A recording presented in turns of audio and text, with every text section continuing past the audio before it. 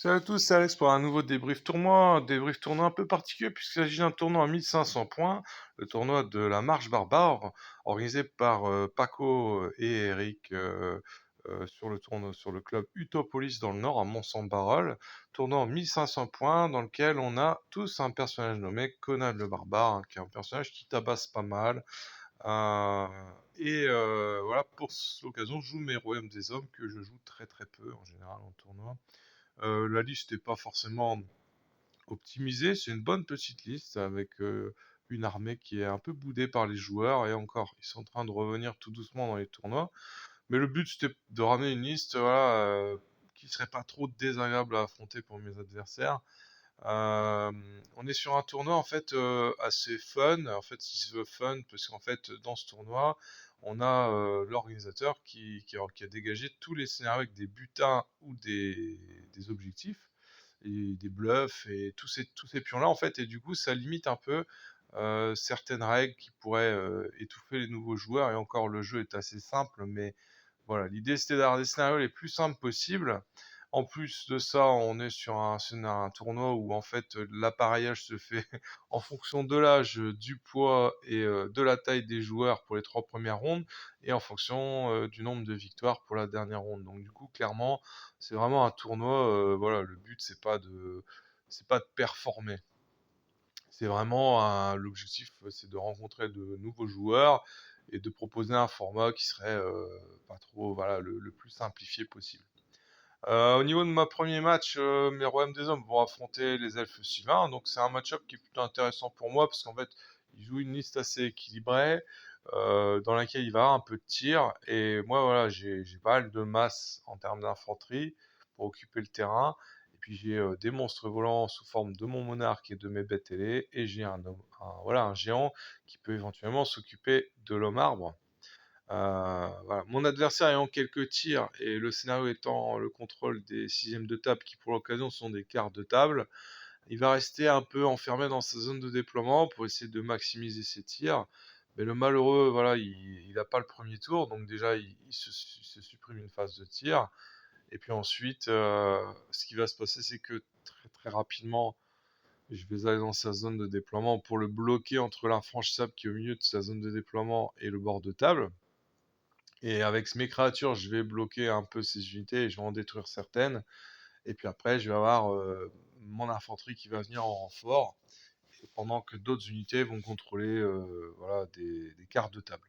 Alors dans le tournoi, il n'y a aucun bonus, quel que soit. En fait, c'est victoire, nulle ou défaite. Et puis voilà, la bâche va seulement servir en fin de tournoi à départager les joueurs. Donc en fait, voilà, moi je ne veux pas être dans la recherche d'occuper des sixièmes, des cartes de table supplémentaires. Donc à la fin, voilà, les elfes sylvains sont totalement meurtris et ils ont vraiment aucune chance de remporter le scénario. Et en plus de ça, au septième tour, voilà, Pierre ne réussit pas à détruire la horde de piquier. Et du coup, bah, ça se finit pour une victoire pour les royaumes des hommes. Voilà, donc Pierre, c'est un très bon copain à moi, qui débute un peu à King of War. Enfin, il débute, il fait une partie, un tournoi par-ci par-là. Il en a son troisième ou quatrième tournoi. Voilà, et il était un peu désarmé sur cette première partie, ce qu'on peut comprendre. Et du coup, sur le deuxième tour, bah, j'affronte Rudy. Alors, Rudy, c'est une super bonne nouvelle sur ce tournoi, puisqu'en fait, c'est un joueur qui vient de Belgique, donc potentiellement un joueur qui pourrait rejoindre la grande famille du Nord. Il joue une liste abyssale avec des nains magnifiquement peints. Franchement, je trouve qu'il a un niveau de peinture qui est ultra sympa. Le scénario, c'est le contrôle du centre de table. Et voilà, on a mis un marqueur sur la table. Donc moi, je vais jouer extrêmement groupé. Et lui va faire un déploiement un petit peu plus élargi que le mien. Et voilà, du coup, moi, en fait, dans l'idée, ça va être de créer des dangers avec mes monstres volants et mon géant, et puis bah, rester en station sur le centre de table. Donc assez rapidement, voilà, je vous fais quelques photos pour pouvoir observer un peu la qualité de la peinture. Apparemment, c'est figurines d'impression 3D. Je n'ai jamais vu ces modèles nulle part, mais je les trouve vraiment plus beaux enfin, je les trouve super beaux. Donc dans sa liste, il a un peu de tout. Il avait de la cavalerie sous forme de grotesque et de centaure, de l'infanterie, et puis il avait pris le sorcier ailé. Alors, j'avoue que je le revois rarement sur table de jeu, mais bon, pourquoi pas. En fait, pour ce qui est de ma part, en fait, assez rapidement, je vais faire un truc qui me semble peut-être pas si sympa que ça. Et je vais charger dans la partie assez tôt. Ma bête sur le flanc droit, je vais essayer de créer du danger pour pouvoir le faire intervenir, mais bon, il interviendra plus tard, mais j'espère le plus vite possible. Et en fait, en gros, comme je charge avec le géant sur les grotesques, je suis obligé de scotcher les centaures avec ma bête ailée. Alors, je vais réussir à ébranler ces créatures sans forcément les prendre. Comme elles ont furie et la régénération, malheureusement, c'est des combats que je vais perdre petit à petit. Donc là, on voit ces gargouilles, hein, franchement, pareil, magnifique. Euh, donc, ce qui se passe, c'est qu'à un moment donné, mon géant et ma BTD, comme j'ai dit, vont finir par mourir. Et du coup, j'essaye de lancer une charge avec mon monarque et mes halbardiers sur un régiment. Et malheureusement, malgré la quantité d'attaques que je vais jeter, je ne réussis pas à prendre ce régiment. Et du coup, je me retrouve dans une situation assez délicate avec mon dragon. Malgré tout, voilà, au niveau du scénario, je suis plutôt confortable à ce moment de la partie puisque j'ai mes ordres de piquer et un régiment d'albardiers qui sont en train de faire un camping sur l'objectif, quoi, et qui font leur petit barbecue tranquille.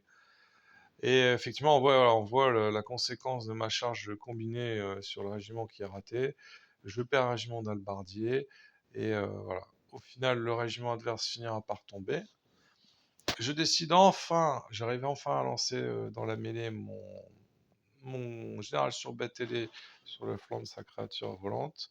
Et là, on voit, voilà, le flanc gauche est tombé. Je suis dans une situation plus que délicate.